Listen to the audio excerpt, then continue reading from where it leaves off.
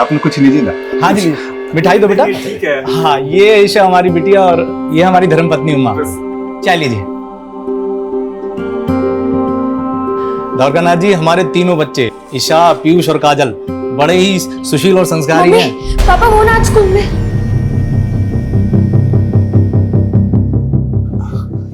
ये हमारी बेटी है काजल। काजल, सबको नमस्ते करो। हाय। अरे काजल, तेरे कपड़ों को क्या हुआ? वो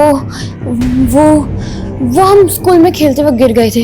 जाओ कपड़े बदल के आओ। वो कहा है ना कि काजल हम तीनों में सबसे छोटी है, इसलिए सबसे ज्यादा नटखट है। वो कहते हैं ना, छोटे पैकेट में बड़ा धमाका। मम्मी, समोसा बहुत गर्म है। हमेशा गड़बड़ करती है लड़की। देखना आज फिर ताऊजी से डांट खाएगी। डांट तो खा ली, अब हमें समोसा खाने दीजिए बड़ी मम्मी। छोड़ रख, ये ले जा। अरे रहने दीजिए वृंदा मामी, हम ले जाते हैं, ये तोड़ फोड़ देगी। हम भी आपके साथ चलते हैं। चल।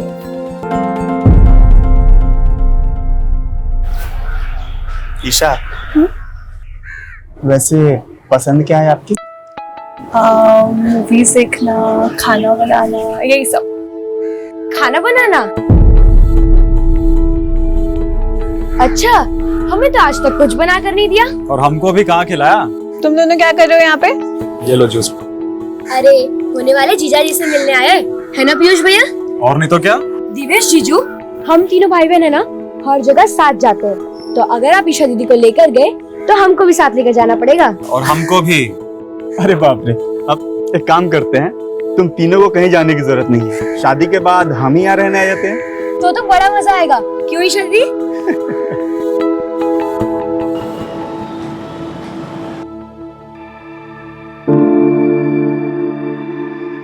अवधेश भैया, झिझक कह रहे, बोलिए ना क्या हुआ? द्वारकानाथ जी क्या बोले? अगले महीने देवेश अमेरिका जा रहा है। द्वारकानाथ जी चाहते हैं कि इसी महीने ईशा और देवेश की शादी हो जाए। नहीं जल्दी पैसों का प्रबंध कहाँ से कर पाएंगे? भैया, ईशा भी हमारी बेटी की तरह है, तो शादी का आधा खर्चा हम उठाएंगे। और कल हम शेखर से भी बात करते हैं, वो भी जरूर मदद करेगा। नहीं महेश, बाहर वालों को घर के मामले में इन्वॉल्व करने की जरूरत नहीं है। भैया बचपन का दोस्त है मेरा, वो देखिएगा वो खुशी खुशी मदद करेगा। हाँ ताऊजी, शेखर चाचा बहुत अच्छे हैं। महेश, तूने हमारा आधा बोझ हल्का कर दिया। अरे भैया, काजल की जब शादी होगी ना तब। हमारी शादी? नहीं ताऊजी, हम शादी नहीं करेंगे, हम तो मम्मी के साथ रहेंगे।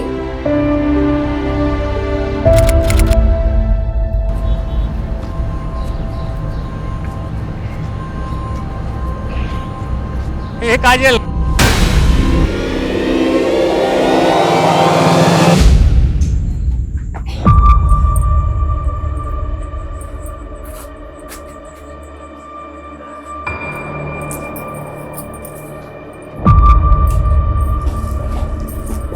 आने दो काजल को।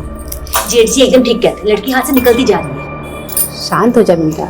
महेश गया है ना काजल को लेने। आ गया फोन। हेलो, मिल गए ना काजल? फोन देना उसे। वृंदा, काजल भारती के घर आई ही नहीं। क्या? तो कहीं कहाँ वो? महेश, मिली क्या? नहीं। देख तू चिंता मत कर, किसी ने कुछ कह दिया होगा, यहाँ वहाँ मुंह फुला के बैठी होगी, मिल जाएगी। चल वहां ढूंढते हैं।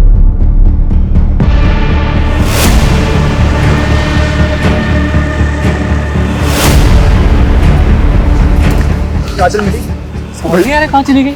भैया कहीं नहीं मिल रही भैया, हमको बहुत डर लग रहा, पुलिस से मदद लेना चाहिए।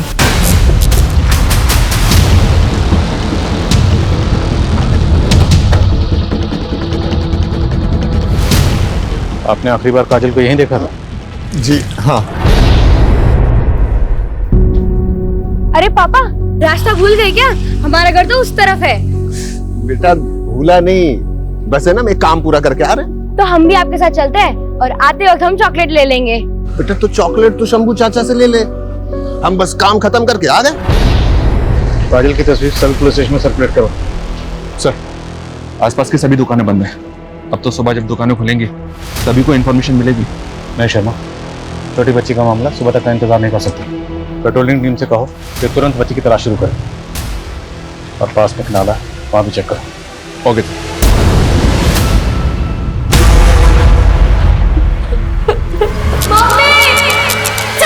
कहाँ जा रही है बिंदा? कहाँ जा रहे हैं? काजल नहीं है, कहाँ जा? मुझे जाना पड़ेगा उसमें। आ जाएगी काजल बेटा, तू शांति रखना। भाभी अभी तक नहीं आई है, पता नहीं कहाँ होगी हमारी बच्ची। कुछ नहीं होगा उससे, आ जाएगी वो। नहीं आई ना भाभी अभी तक। आ जाएगी ना काजल, तू शांति रखना। किस साल में होगी, कहाँ होगी? भाभी हमको हमारी काजल चाहिए। आ जाएगी बेटा।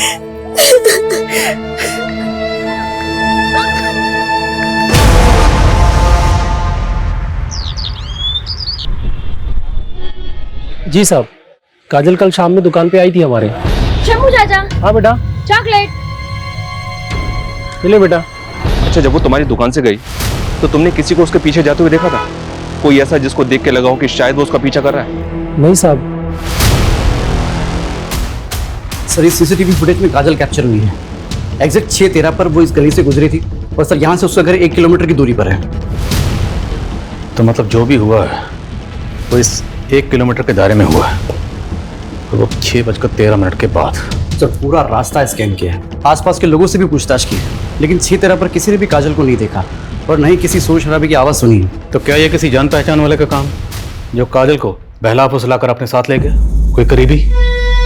क्योंकि अगर ये किडनैपिंग का मामला होता तो अब तक फिरौती का कॉल आना चाहिए था।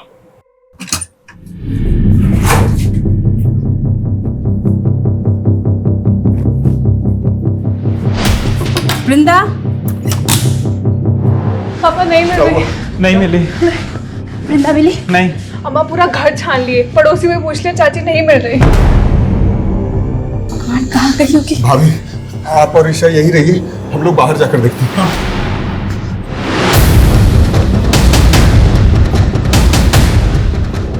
महेश, क्या हुआ? शेखर, वृंदा कहीं चली गई। अरे घबराओ मत, यहीं कहीं होगी, मिल जाएगी।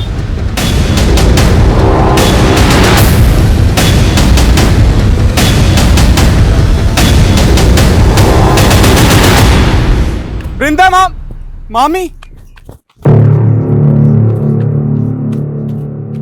मामी, आप यहाँ क्या कर रही हैं? आ जाएगी काजल।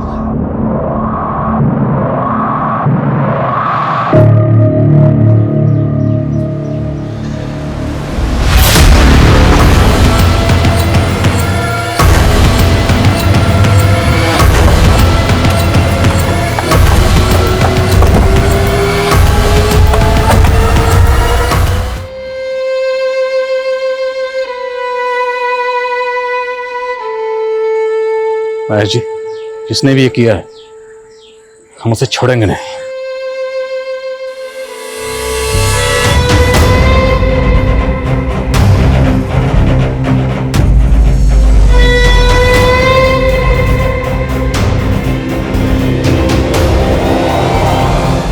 सर, काजल की पीएम रिपोर्ट। उसकी मौत गला घोटने से हुई है सर। और रेप तो नहीं हुआ सर, लेकिन टॉर्चर काफी किया गया उसे। पीठ और सीने पर जख्मों के कई सारे निशान हैं। 12 साल की मासूम बच्ची के साथ इतनी हैवानियत, और ये सोचकर ही मेरा खून खौल रहा है कि वह हैवान अभी भी आजाद घूम रहा है। शर्मा, वो हैवान मुझे किसी भी सूरत में जल्द से जल्द सलाखों के पीछे चाहिए।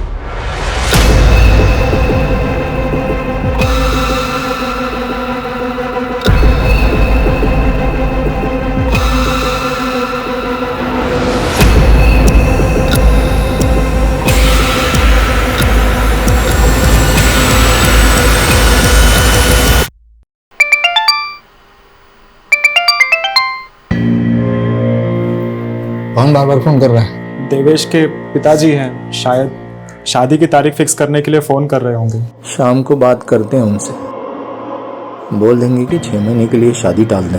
लेकिन अगर देवेश एक बार अमेरिका चला गया तो फिर पता नहीं कब लौट कर आएगा। तो क्या करें? यहाँ हमारे भाई की बेटी की जान गई है और तुमको अपनी बेटी की शादी की पड़ी है, हाँ? भैया, भाभी सही कह रही। अभी शादी टल गया तो हो सकता है कि रिश्ता भी टूट जाए। इससे अच्छा रिश्ता हाथ से जाने मत दीजिए। क्या कह रहे हो? सही कह रहे। ईशा और देवेश की शादी इसी महीने होना जरूरी है।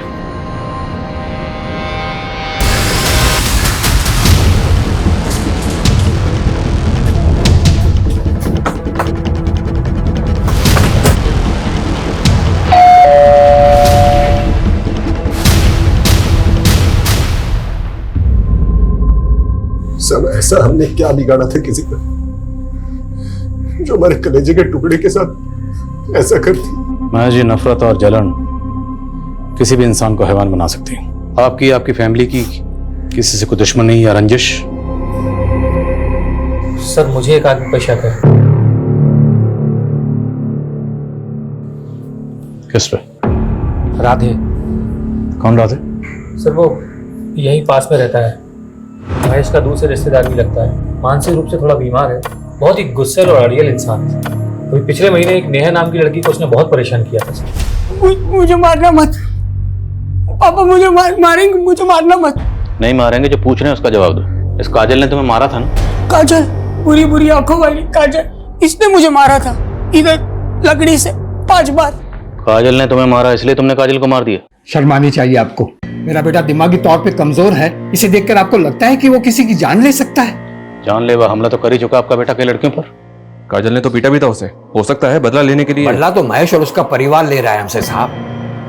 अवधेश, महेश और हम दूर के रिश्तेदार हैं। पुश्तैनी जायदाद के लिए हमारा केस भी चल रहा है कोर्ट में। उसका फैसला हमारे हक में आया, उसी का बदला लेने के लिए महेश हमारे बेटे को फंसा रहा है। हाँ, लेकिन राधे की जहनी हालत की वजह से हमें उसकी कस्टडी नहीं मिलेगी। लेकिन सर, अगर कस्टडी नहीं मिलेगी तो इंटरोगेट कैसे करेंगे? राधे की कस्टडी हमें एक ही सूरत में मिल सकती है, या तो हमारे पास उसके खिलाफ कोई ठोस सबूत हो या फिर कुछ चश्मदीद गवाह। राधे पर हर वक्त नजर रखो और ये भी पता करो क्या महेश की फैमिली की किसी से कोई दुश्मनी थी।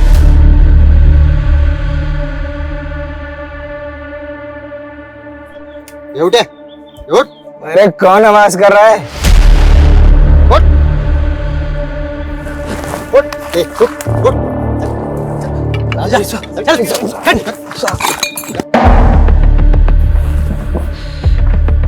काजल जहां से गुजरी थी वहां तुम दोनों के नशा करने का अड्डा था, लेकिन काजल की मौत के बाद तुम लोगों ने अपना अड्डा बदल दिया, क्यों? ऐसा कुछ नहीं है साहब, हमें तो पता भी नहीं कि वो लड़की। वैसे क्या नाम बताया था साहब आपने? ये देखो, ये वो लड़की है काजल। ध्यान से देखो और बताओ। उस दिन मैंने इस लड़की को देखा था किसी आदमी के साथ। कौन था वो आदमी? नहीं पता ना कौन था वो। ये दोनों टाइम वेस्ट कर रहे हैं, इनकी हड्डी पसली एक कर दो। जब तक उस आदमी का नाम याद ना आना है छोड़ना मत इनको। सर मुझे लगता है नशोड़ियों ने उठाया काजल को और अब कहानियां बना रहे हैं। मुझे राधे के ऊपर डाउट है सर। तो सवाल यह है कि काजल को अगर राधे या कोई और जबरदस्ती उठाकर लेकर गया होता तो काजल शोर तो मचाती। ऐसा कुछ हुआ ही नहीं, क्यों? हो सकता है सर पीछे से हमला किया हो अचानक।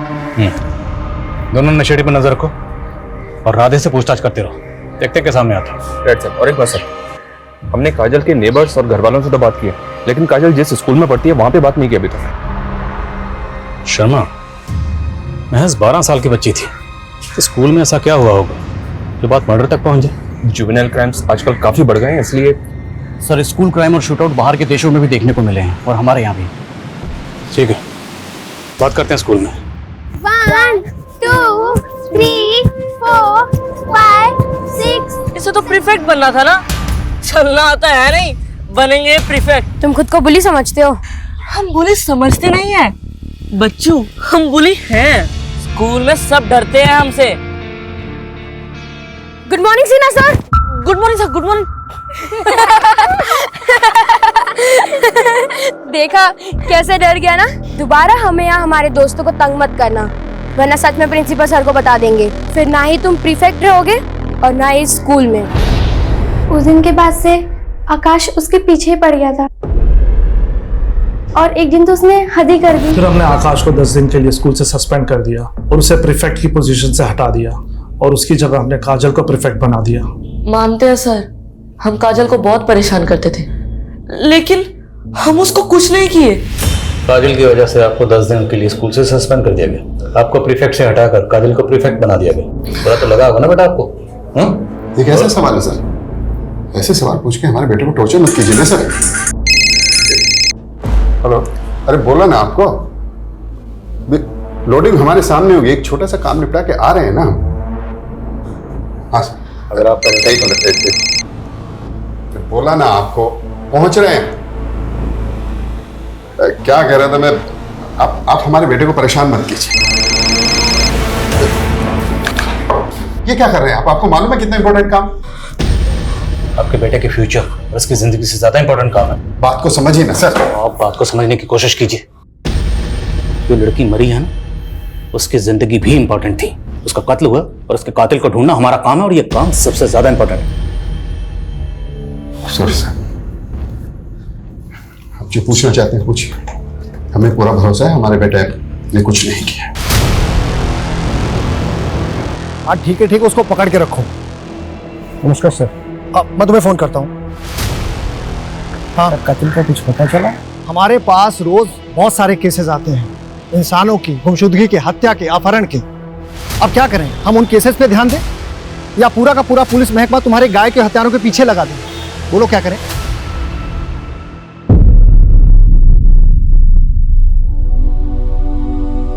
माँ, ईशु दी की शादी में ना मैं ये पहनूंगी, अच्छी लग रही हूँ ना? एकदम परी लग रही है। वृंदा, भाभी साड़ी दी है आज पूजा में पहनने के लिए।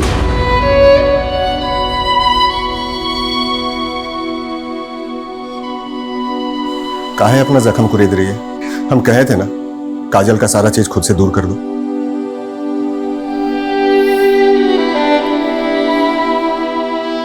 वृंदा, ईशा भी हमारी बेटी है और 10 दिन के बाद उसकी शादी है, तो ये मातम छोड़ो और शादी की तैयारी के लिए भाभी का हाथ बटाओ। काफी अजीब है सर, काजल की हत्या को अभी कुछ ही दिन हुए और उस घर में शादी भी हो रही है।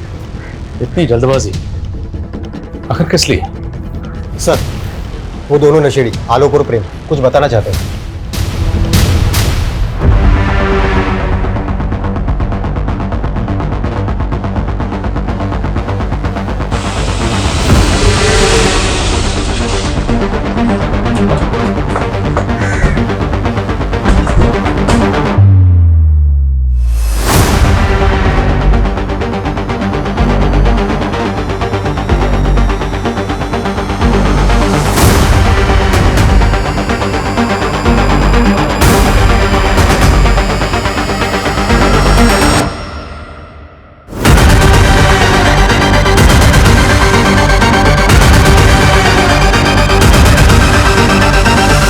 चलें शेखर? शेखर?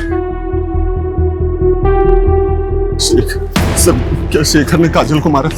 नहीं सर, हम नहीं मान सकते सर।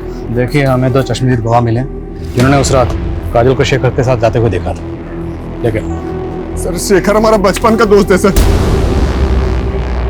हाँ, मैं मिला था उस शाम काजल से। काजल कहाँ भटक रही है? भूतनी तो भटकेगी और क्या करेगी? अच्छा ये बताए, भूतनी गोलगप्पे खाएगी? तो चल मेरे साथ। फिर तुम काजल को अपने साथ ले गए, उसे मारा पीटा, उसका गला दबाया और उसकी आंखें निकाल ली। इतनी घटिया हरकत, तुम जैसे इंसान को तो जीने का भी हक नहीं। हाँ सर, सही कहा आपने, मुझे जीने का कोई हक नहीं। मुझे फांसी दे दीजिए सर। ये ड्रामा बंद कर, ये बोल कि काजल को क्यों मारा, कहां मारा और कैसे मारा, वरना मार मार के उगलवाएंगे। मारिए सर मुझे, मारिए सर मुझे। मैं इसी लायक हूँ, मैं इसी लायक हूँ सर।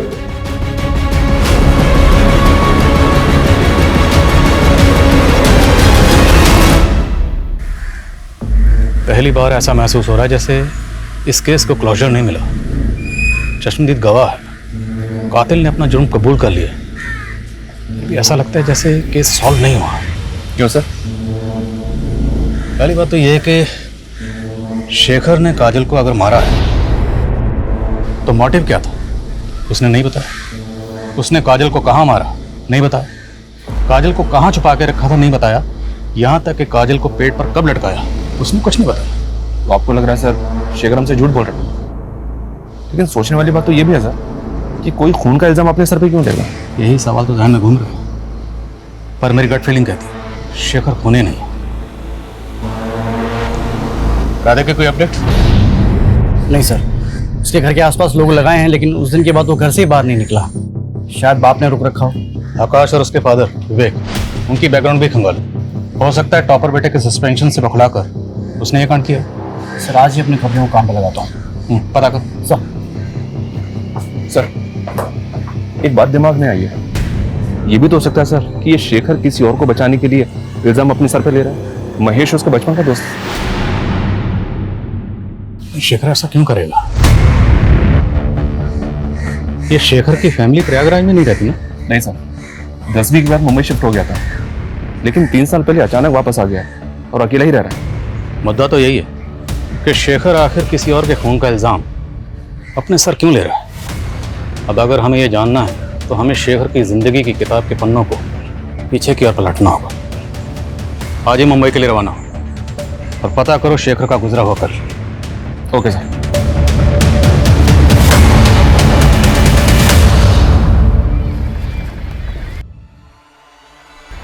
शेखर आज मत जाओ ना ऑफिस।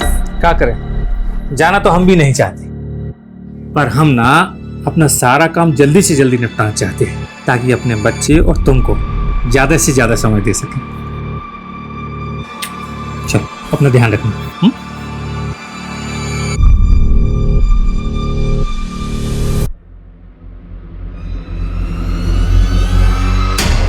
सब पता नहीं कैसे हुआ, मैं जब घर के अंदर गया सारा सामान बिखरा हुआ था और मेरी बीवी तृप्ति वो भी कहीं नहीं थी। सब बाहर निकल के सब लोगों से पूछा पर किसी ने कुछ नहीं बताया। सर प्लीज उसे ढूंढ दीजिए सर मेरी बीवी मां बनने वाली है।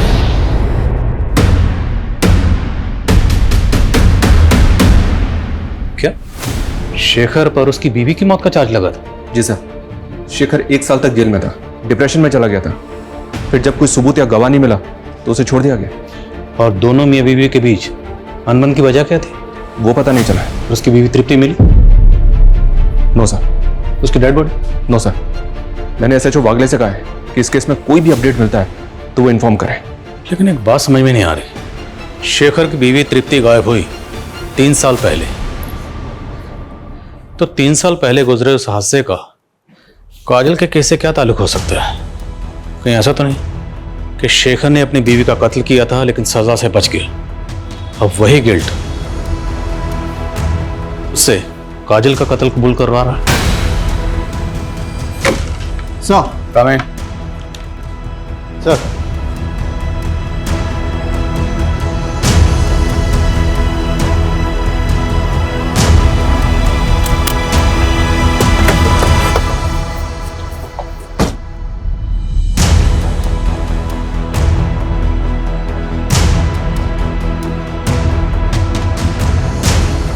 माफ़ी चाहते साहब आपको तकलीफ देने के लिए। दरअसल हम नहीं चाहते कि ये बात फैले और हमारी बच्ची किसी मुसीबत में फंस जाए। बेफिक्र रहिए, कुछ नहीं होगा। बोलो भारती, क्या बताना चाहती हो? बोलो बेटा।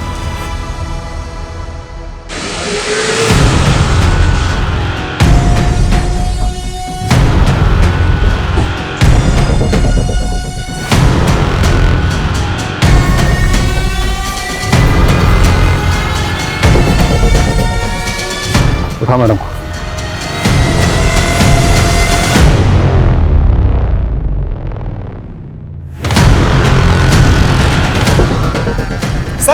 सर हमने क्या किया सर हमने कुछ नहीं किया सर। ये क्या कर रहे हैं साहब? हमारे बच्चे हैं साहब। इन्होंने क्या किया?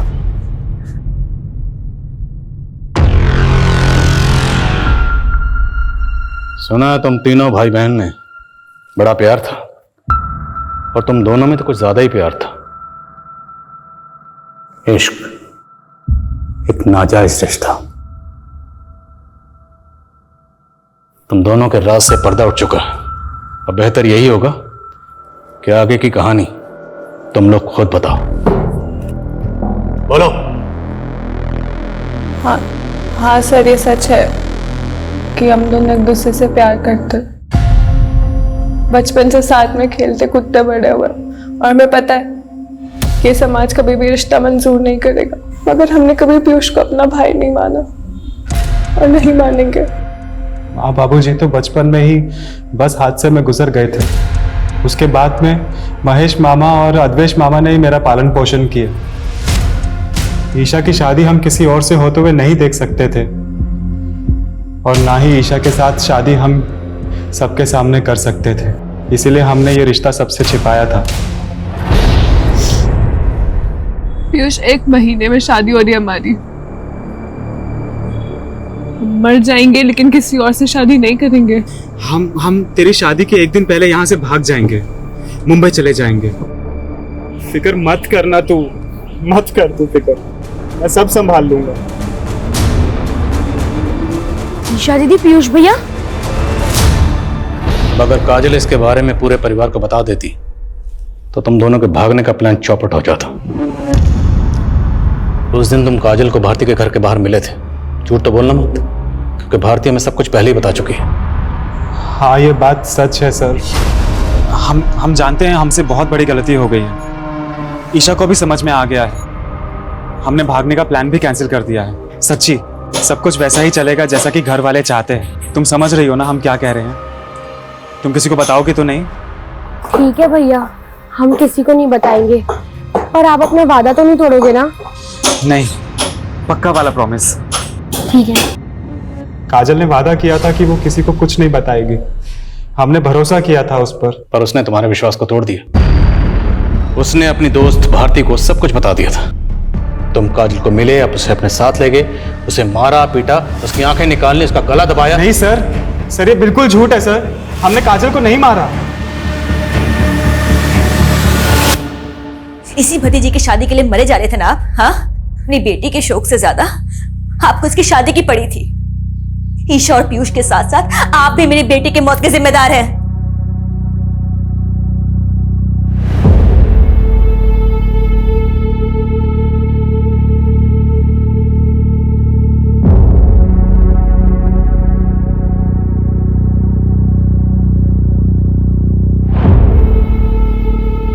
महेश, ईशा और पीयूष जो कर रहे थे वो गलत था, सरासर गलत था, और हम ईशा को इस गलती के लिए कभी माफ नहीं कर सकते। लेकिन मेरा दिल ये मानने के लिए तैयार ही नहीं है कि ईशा काजल को मार सकती है। अरे, अपनी सगी बहन मानती थी वो उसे। हाँ महेश, हमें तो लगता है कि ये काम सिर्फ पीयूष का है। भैया, हम हमेशा आपका इज्जत किए, आपके हर बात को माने, लेकिन इस मामले में अच्छा होगा कि आप कुछ न बोलिए।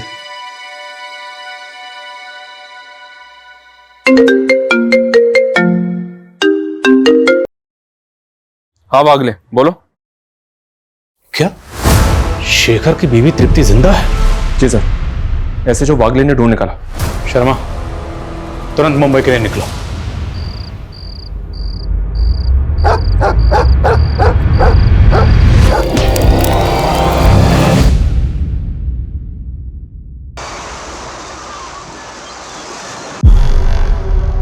मुझे किसी ने अगवा नहीं किया था। मैं राकेश से प्यार करती थी। शेखर की कंपनी में राकेश ड्राइवर था।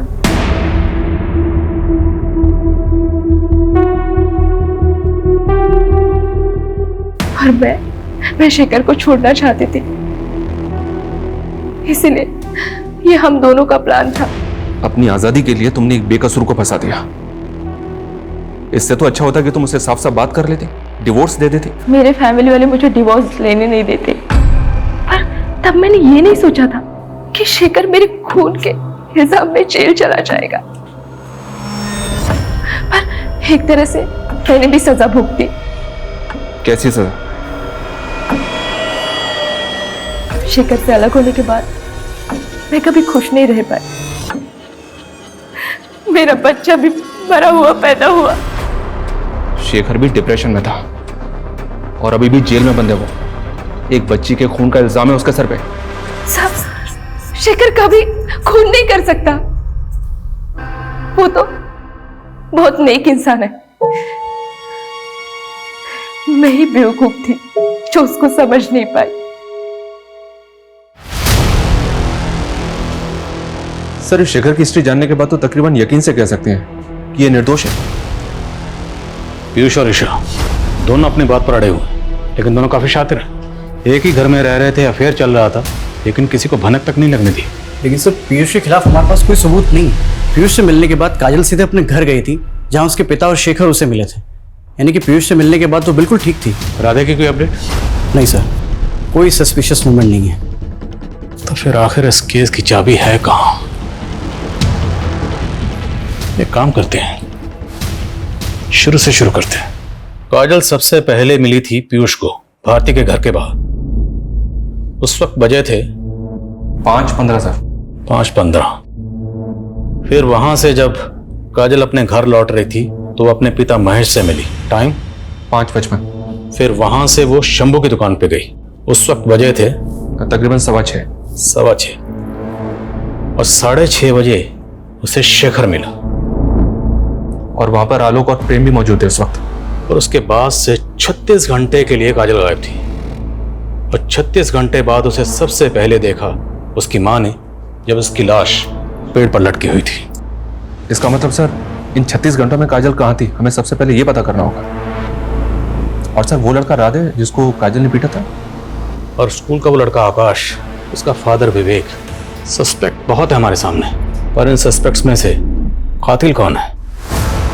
या कहीं ऐसा तो नहीं कि कातिल अभी तक हमारी रडार में आया ही ना हो?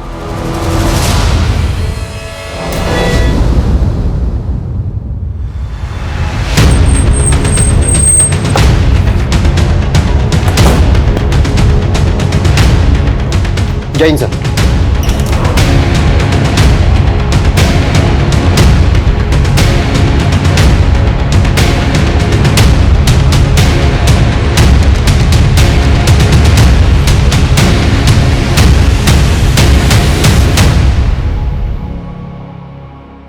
सर, अभी तक काजल से जुड़े लोगों पर शक कर रहे थे हम, लेकिन इस हत्या के बाद अब ऐसा लग रहा है कि ये काम किसी सीरियल किलर का हो सकता है। हो सकता है हम गलत हो, पर हम हाथ पे हाथ रख कर नहीं बैठ सकते। हमें आगे तो बढ़ना होगा, चलते रहना होगा, वाला डायरेक्शन में ही सही। हो सकता है चलते चलते हमें सही मंजिल मिल जाए। सर, लोकल पुलिस स्टेशन से केस फाइल की कॉपी मंगवाई है। काजल की तरह इस लड़की रिया, जिसको भी टॉर्चर किया गया था और आंखें निकाली गई थी। इस केस से कोई क्लू मिला? जी सर, एक आई विटनेस है केस का। लड़की को अगवा करने से पहले उसने स्कूल के बाहर एक आदमी को टैक्सी पार्क करते हुए देखा था। कौन है टैक्सी ड्राइवर? सर, ये तो अभी तक पता नहीं चला है, लेकिन आई विटनेस का कहना था कि उसका हेयर स्टाइल कुछ अजीब सा था। टैक्सी ड्राइवर, अजीब हेयर स्टाइल। काजल की लाश जहां मिली थी वो एरिया अभी भी सील है ना? जी सर। उस पूरे एरिया में पता करो, क्या किसी ने किसी ऐसे टैक्सी वाले को देखा था जिसका हेयर स्टाइल अजीब था? और इस एरिया में जितनी भी सीसीटीवी फुटेज है सबको खंगालो। गाइस, मैं जानता हूं काम बहुत मुश्किल है, but let's crack this case.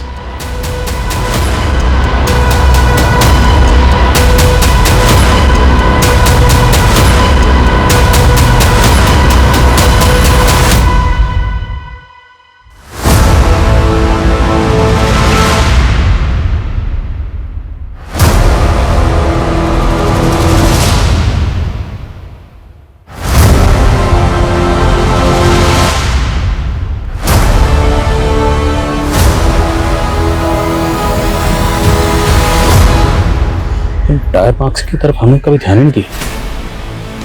Sir, ये एरिया कभी से सील है, ये सब पहले क्यों हो गया? एक्सपर्ट को बुलवाओ, पता लगवाओ कि टायर मार्क्स किस व्हीकल के हैं। अब इस केस में रोशनी अंधेरे में तीर चलाने से ही होगी।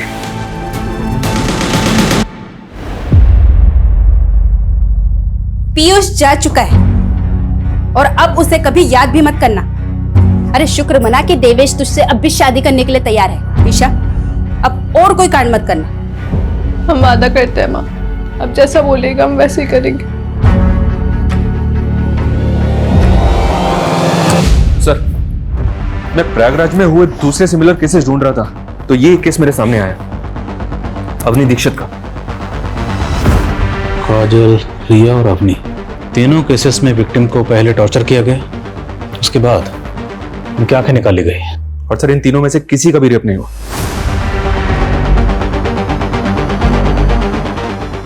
शर्मा, तुमने एक चीज नोटिस की? इन तीनों विक्टिम्स में एक चीज कॉमन है। क्या सर? तीनों की आंखें भूरी हैं। अवनी दीक्षित केस में विक्टिम के आसपास कोई टैक्सी वाला नजर आया था? नो सर, अभी तक कोई भी आई विटनेस सामने नहीं आया। सर काजल मर्डर क्राइम सीन में जो टायर मार्क्स मिले थे वो एक 3 व्हीलर ऑटो रिक्शा है। एक्सपर्ट के मुताबिक वो टायर मार्क्स कम से कम 15 दिन पुराने हैं। 15 दिन?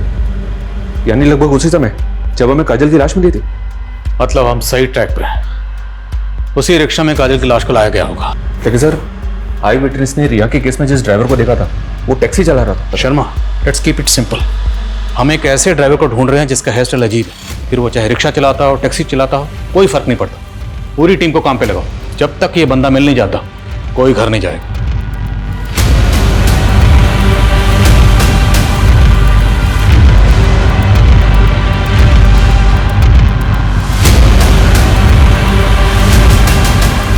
सर ये 2 ड्राइवर्स मिले हैं, दोनों की अपनी अपनी कहानियां हैं, अपने अपने अलीब हैं। 1 मिनट सर,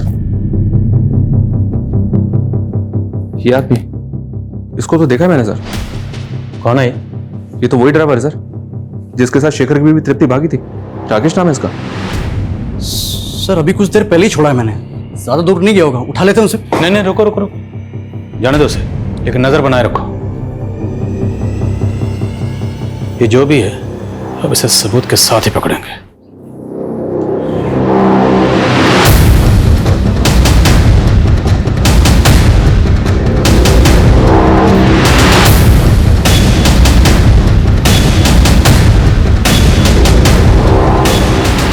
हेलो, हाँ मैं थोड़ी देर बाद वेट कर रहा हूँ।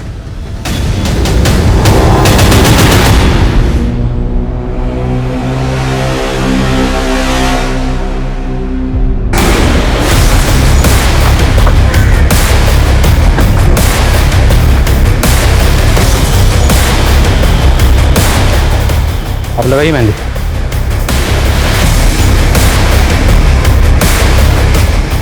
तो केदार जी, राकेश को जानते हैं ना? इतनी जल्दी भूल गए? अभी तो मिले थे गली। अच्छी याद आया, लेके जाओ।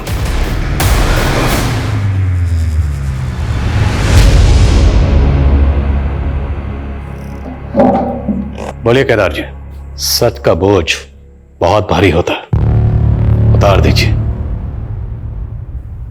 राधे, हमारा बेटा, आप तो जानते ही हैं कि वो दिमागी तौर पे कमजोर है।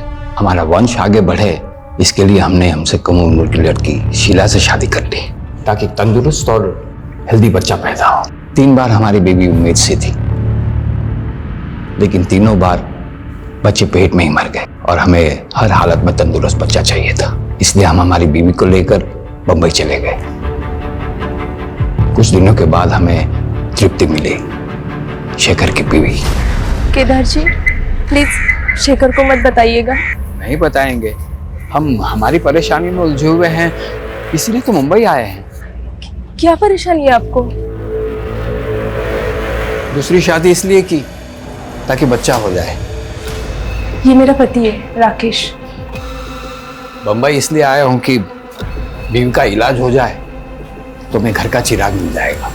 राकेश हमें एक बाबा के पास लेके गया, उसने उपाय भी बताया। तेरी पत्नी जिंदा बच्चे को जन्म दे सकती है, लेकिन उसके लिए तुझे बलि देनी होगी। 3 गायों की बलि, 10 कुत्तों की बलि और 3 भूरी आंखों वाली लड़कियों की बलि देने के लिए कहा। राकेश ने कहा कि गाय और कुत्ते की बलि तो वो खुद दे देगा। जानवर को मारना इतना मुश्किल नहीं, लेकिन इंसान को। काजल को कैसे चुना? किस्मत ने साथ दिया साहब। मेरी बीवी का पहला पति शेखर भी वहीं रहता था, काजल को अच्छे से जानता था। हमने उस रात काजल को रोका, और उसे बताया कि तुम्हारे शेखर चाचा की खोई हुई बीवी मिल गई है। शेखर चाचा की बीवी? आप उन्हें जानते हो अंकल? हाँ बेटा, अच्छी तरह से। उनकी फोटो भी है मेरे पास, ये देखो। अभी कहाँ है वो? चलो मेरे साथ, मिलवाता हूँ उनसे। तृप्ति चाची कहाँ है? 2 लड़कियां और उठाई इसने, और उनको भी काजल की तरह ही मारकर पेड़ पे लटका दिया, ताकि लोगों को लगे कि ये किसी सीरियल किलर का काम है। उस ढोंगी बाबा को मुंबई में अरेस्ट कर लिया सर, और उसने सब कबूल भी कर लिया। सर कुछ सोच भी नहीं सकता था केदार एक बच्चा पाने के लिए इतना घिनौना जुर्म करवाएगा। अंधविश्वास और लालच का मेल बड़ा खतरनाक होता है। केदार को हर हालत में अपनी संतान चाहिए थी। इसी लालच में वो ये खतरनाक खेल खेल रहा था, जिसमें उसका साथ उस सरफिरा राकेश दे रहा था, और जिसका फायदा उस ढोंगी बाबा ने भी उठाया। अफसोस सिर्फ इस बात का है, इस खेल में उन 3 मासूम बच्चियों ने बिना वजह अपनी जान गंवा दी। और शेखर,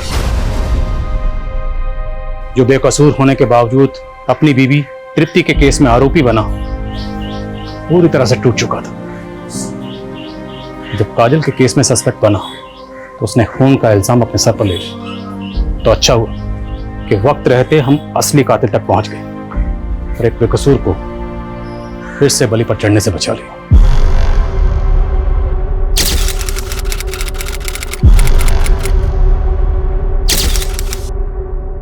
क्राइम पेट्रोल्स के और भी दिलचस्प कहानी देखने के लिए हमारे चैनल को सब्सक्राइब करें और बेल आइकॉन दबाना न भूलें।